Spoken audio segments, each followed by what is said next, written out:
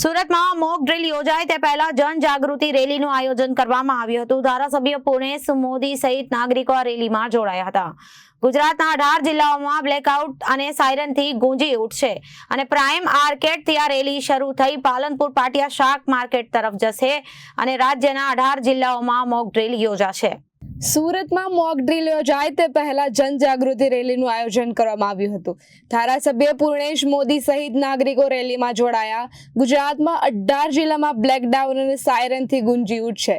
Prime માર્કેટથી શરૂ થઈ પાલનપુર પાટિયા શાક માર્કેટ જશે। આજે રાજ્યના 18 જિલ્લામાં મોક ડ્રીલ યોજાશે। સુરતમાં મોક ડ્રીલ અંગે જનજાગૃતિ અભિયાન, સુરતના ડાજણ ખાતે જનજાગૃતિ રેલી યોજાઈ। પ્લે કાર્ડ દર્શાવી લોકોને સમજણ આપવાનો પ્રયાસ।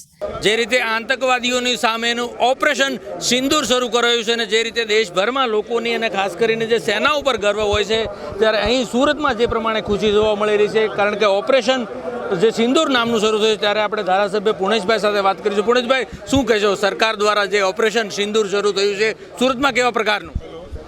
આજે તો માત્ર અમે એક જ વાત જણાવવા માંગીએ છીએ આપણે કે 22 એપ્રિલની ઘટના પછી આદરણીય પ્રધાનમંત્રી શ્રી નરેન્દ્રભાઈ મોદી સાહેબ દ્વારા પાકિસ્તાન અને આતંકવાદ સામે એક પછી એક જે પગલાં ભરવામાં આવ્યા છે, એના ભાગરૂપે આજે જે મોક ડ્રીલ થવાનું છે, એ મોક ડ્રીલ આખા ભારતમાં, ગુજરાતમાં પણ 19 જિલ્લામાં થવાનું છે।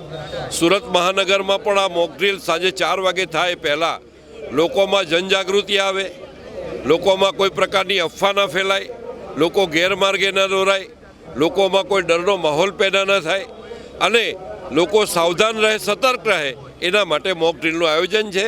તો આ મોક ડ્રીલના આયોજનમાં જનતાને અમે જાણકારી આપવા માટે અહીંયા પ્રાઇમ માર્કેટ અડાજણથી રેલી કાઢી રહ્યા છીએ।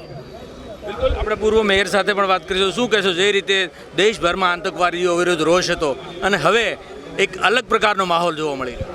આપ જોઈ રહ્યા છો કે સમગ્ર દેશના નાગરિકો આ આતંકવાદને જડબાતોડ જવાબ આપવા માટે અડીખમ ઊભા છે। ત્યારે આજે 167 પશ્ચિમ વિધાનસભાના ધારાસભ્યશ્રી દ્વારા આજે આ રેલીનું આયોજન કરવામાં આવ્યું છે। લોકોને જાગૃત કરવામાં આવી રહ્યા છે કે આવા પ્રકારના કોઈ પણ એનાથી, અને આમ પણ આ સુરતની, ગુજરાતની અને દેશની પ્રજા આવા આતંકવાદીઓ હુમલાથી ક્યારે ડરી નથી, ડરશે નહીં। બસ માત્ર જાગૃતિ માટે આજની આ રેલીનું આયોજન કરવામાં આવ્યું છે।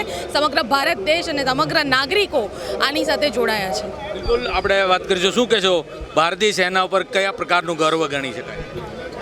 આજે જે પહેલગામ હુમલામાં આપણા સિવિલિયન લોકો લગભગ 26 જણા મૃત્યુ પામ્યા આતંકવાદી હુમલાને લીધે, એના પછી સરકારે અંદર જે તૈયારી કરી એના જ ભાગરૂપે આજે આખા ભારતમાં 244 જગ્યા અલગ અલગ મોક ડ્રીલનો કાર્યક્રમ છે અને ગુજરાતમાં પણ 19 જિલ્લા મહાનગર સ્તરે આ મોક ડ્રીલનો કાર્યક્રમ રાખેલો છે। જનતામાં જાગૃતતા આવે કે ભાઈ કોઈ પણ પરિસ્થિતિ થાય તો આપણે કેવી રીતે તૈયારી રાખવાની, એને લીધે આ મોક ડ્રીલનું આયોજન કરેલો છે ને જનતા ખૂબ જાગૃત છે। ને આ મોક ડ્રીલ પછી જે રાતે કંઈ સર્જિકલ સ્ટ્રાઇક જે રીતે થઈ છે એ રીતે જનતામાં બહુ ઉત્સાહ છે કે મોદી છે તો મુમકિન છે।